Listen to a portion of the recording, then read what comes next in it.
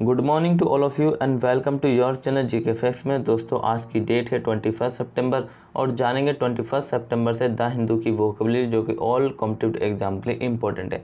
दोस्तों ये वीडियो आपको डेली 8 o'clock पर मिलेगा। इस वीडियो का PDF का लिंक वो मैंने आपको डिस्क्रिप्शन बॉक्स में दे दिया, वहाँ से आप लोग डाउनलोड कर सकते हैं। और जो न्यू स्टूडेंट्स है वो जीके फैक्ट्स की फैमिली को सब्सक्राइब एंड शेयर करना ना भूलें। क्लास को स्टार्ट करते हैं सबसे पहले फर्स्ट वोकैब ऑफ टुडे। आज की हमारी फर्स्ट वोकैब क्या है? इजी है, वेरी इजी, आप सभी के लिए एग्जाम पॉइंट ऑफ व्यू से इंपॉर्टेंट है। सो आज की है फंडामेंटल। क्या है? फर्स्ट वोकैब है फंडामेंटल। मीनिंग क्या है? मौलिक।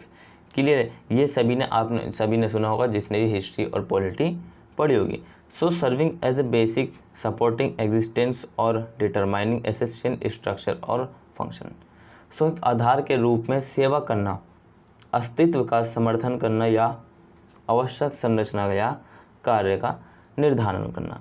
क्लियर है? So serving as a basic supporting existence और डिटरमाइन एसेंशियल स्ट्रक्चर और फंक्शन, मतलब कि जो आवश्यकता है, आवश्यक संरचना या कार्य का निर्धारण करना किसी के आधार के रूप में। ठीक है, क्लियर, इंपॉर्टेंट है, याद रखना ये बात। वहीं इसके सिनोनिम चेक करें तो ये रहे इसके सिनोनिम बेसिक बुनियादी, एलिमेंटन मौलिक। ठीक है, एलिमेंटन का मतलब क्या होता है? मौलिक। सो दोस्तों ये दोनों आपने जो इसके सिनोनिम याद रखने। वहीं इसके एंटोनिम चेक करें तो ये रहे इसके एंटोनिम। एडवांस का मतलब उन्नत होता, वहीं फाइनल का मतलब होता अंतिम। क्लियर? एग्जाम्पल चेक करें तो ये रहा इसका एग्जाम्पल, थोड़ा लार्ज है, कोई नहीं। द लार्ज ट्यूमर, देखिए शुरू में भी लार्ज आया। The large tumour and the damage from its treatment prevented him from being able to do one of the most fundamental things human do. So बड़े ट्यूमर और इसके उपचार से होने वाली क्षति ने उन्हें मनुष्य द्वारा किए जाने वाले सबसे मौलिक कार्यों में से एक करने में सक्षम होने से रोक दिया।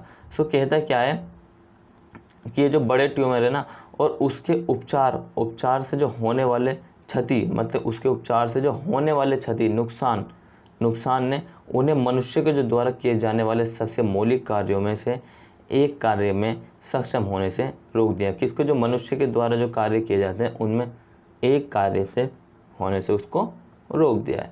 क्लियर है? इंपॉर्टेंट है, याद रखना आप सभी के लिए। वही नेक्स्ट चेक करें तो ये रहा आपके लिए नेक्स्ट सोफिस्ट्री। क्या है? सोफिस्ट्री मीनिंग क्या होता है इसका? कुतर्क। क्या है मीनिंग? कुतर्क। सब्टली डिसेप्टिव रीजनिंग और आर्गुमेंटेशन। सो सूक्ष्म रूप से भ्रामक तर्क या तर्क। क्या? भ्रामक तर्क या तर्क। क्लियर? वही एग्जाम्पल इसके मतलब इसके सिनोनिम चेक करें तो क्या है? कैजुस्ट्री का मतलब होता है आकस्मिकता, वहीं फेलोसी का मतलब होता है भ्रमित। एंटोनिम चेक करें तो ये रहे इसके एंटोनिम। ऑनेस्टी का मतलब होता है ईमानदारी और ट्रूथ का मतलब होता है सच्चाई। ये आपने बहुत बार सुने होंगे, इजी है बहुत ही। एग्जाम्पल चेक करें तो ये रहा इसका example. Some complain self care is a chintzy distractions from the sophistry of our ruling classes. तो कुछ लोग शिकायत करते हुए फुटबॉल हमारे शासक वर्गों की धूर्तता से विचलित करने लगे वाला है। तो क्या करने वाला है? जो कुछ लोग हैं वो शिकायत करते हैं कि फुटबॉल हमारे शासक वर्गों की धूर्तता से विचलित करने वाला है। सो दोस्तों इंपॉर्टेंट ये बात आपने ध्यान रखनी जो कि मैंने आपको बताई है। और साथ ही जिस स्टूडेंट्स ने जो है 5 बजे वाला क्लास नहीं देखा करंट अफेयर का, उसको देखिए क्योंकि वो आप सभी के exam point of very important है।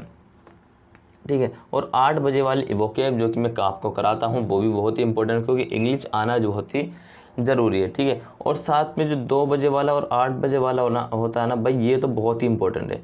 ये आपके किसी भी एग्ज़ाम से ले लो या फिर मतलब कि किसी देश के बारे में क्या रणनीति होनी चाहिए आपकी, उसके बारे में हम आपको बताते हैं। ठीक है, किस देश को मतलब कि किस स्थिति में कैसा रिएक्शन करने चाहिए और कैसे मतलब कि स्टेप लेने चाहिए, साथ ही हम उसको जो पूरा एनालाइज करते हैं और वो आपको इंटरव्यू से लेके जो ना किसी एग्ज़ाम क्रैक करने तक के जो ना बहुत सहायक है। मतलब एग्ज़ाम क्रैक करने से इंटरव्यू तक के बहुत ही हेल्पफुल रहेगा। वो आपके लिए जो 2 टॉपिक कराते हैं 2 बजे 8 बजे, इसका एक एक पॉइंट्स हम आपको जो है डीपली से इसका डिस्कस करते हैं। याद रखना बात। ठीक है भाई। नेक्स्ट चेक करें तो ये रहा, इसका नेक्स्ट है क्या है, ऑफुसेट। क्या है, ऑफ्यूस्केट। मीनिंग क्या होता है इसका, स्पष्ट करना। सो टू कंफ्यूज, भ्रमित करना। क्या, टू कंफ्यूज, भ्रमित करना। सो किसी को भ्रम होता है, मतलब कि भ्रम, ठीक है। वहीं इसके सिनोनिम चेक करें तो ये रहे, इसके सिनोनिम कंफ्यूज का मतलब भ्रमित करना होता है। और साथ ही एंटोनिम चेक करें तो ये रहे, इसके एंटोनिम क्लेरिफाई, स्पष्ट करना, बिफॉग, अंधेरा करना, ठीक है।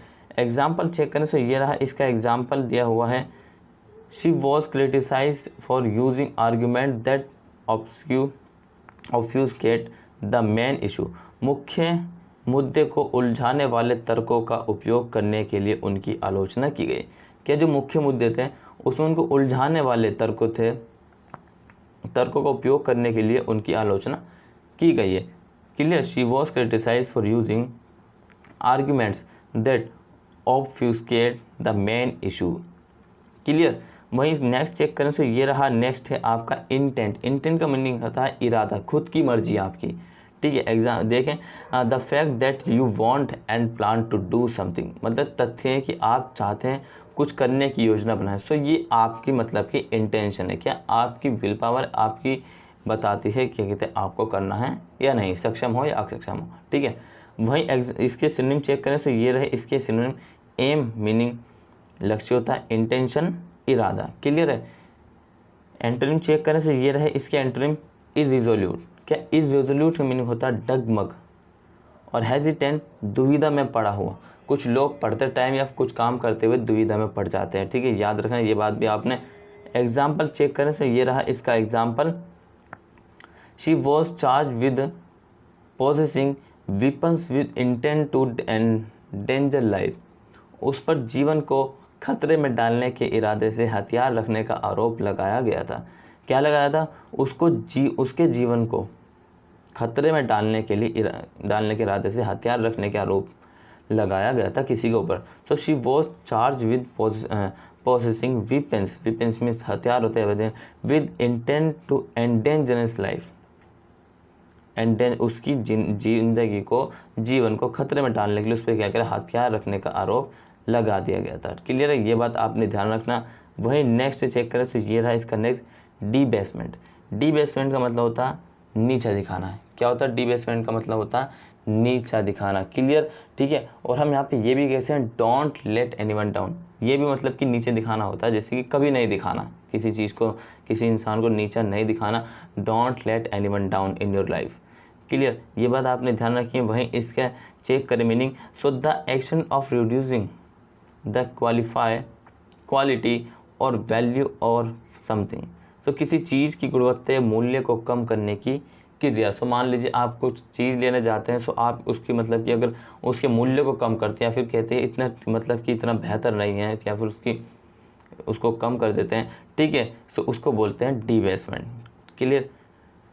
वहीं इसके एग्जाम सिनोनिम चेक करें तो एबेस का मतलब नीचे दिखाना होता है, करप्ट का मतलब भ्रष्ट करना होता है। एंटोनिम चेक करें तो ये रहे, इसके एंटोनिम अनफ्लिप्ट। क्या है, अपलिफ्ट का मतलब उत्थान, मतलब किसी को उठाना होता है। और एनोबल का मतलब भी उद्दात बना होता है, मतलब किसी को ऊंचाई उठाना, ठीक है, ये बात आपने ध्यान रखनी है। एग्जाम्पल चेक करें तो ये रहा, इसका example, currency debasement means that the more dollar there are in circulation the less each dollar is worth. So currency debasement का मतलब है कि जितने अधिक डॉलर प्रचलन में हैं, प्रत्येक डॉलर का मूल्य उतना ही कम है। क्या कहता है कि करेंसी डीबेसमेंट का मतलब, करेंसी डीबेसमेंट का मीनिंग क्या है कि जितने अधिक डॉलर प्रचलन में, प्रचलन मतलब कि इस पर चल रहा है, प्रत्येक डॉलर का मूल्य उतना ही कम है। क्लियर है, ये बात आपने ध्यान रखनी है। Currency debasement means that the more dollars there are in circulation the less each dollar is worth. Clear, ये बात आपने ध्यान रखनी है दोस्तों, ये जो कि इंपॉर्टेंट है, मैंने आपको बताइए। और साथ ही आज की क्लास होती है ख़त्म। अगर आपको क्लास अच्छा लगा तो प्लीज़ कमेंट बॉक्स में कमेंट करके ज़रूर बताना। और साथ ही क्या करना, आपने चैनल को लाइक, शेयर एंड सब्सक्राइब, ठीक है। देखिए, अगर आप कभी भी देखिए, अगर जो स्टूडेंट क्लास नहीं देखते पूरा, सो उनके लिए बता दूँ, कभी जो ना सिर्फ 5 वर्ड मीनिंग सर्च कीजिए गूगल पे, सिर्फ मात्र only you have to find out how many word you have to search, only 5, ठीक है। उसके बाद देखना कि कितना समय व्यर्थ हुआ, मतलब कि how much time you invest, उसमें आपने कितना समय इन्वेस्ट किया, ठीक है। कम से कम आपको जो है 2 से 2.5 मिनट लग जाएंगे, लगभग 5 वर्ड, लेकिन मैं जो है यहाँ पर आपको सारी चीज़ें प्रोवाइड कराता हूँ, हिंदी मीनिंग के साथ प्रोवाइड कराता हूँ, हिंदी मीनिंग के साथ, ठीक है। सो ध्यान रखना, clear. Till then take care, all the best, have a nice day, thank you for watching this video. मिलते हैं नेक्स्ट क्लास में।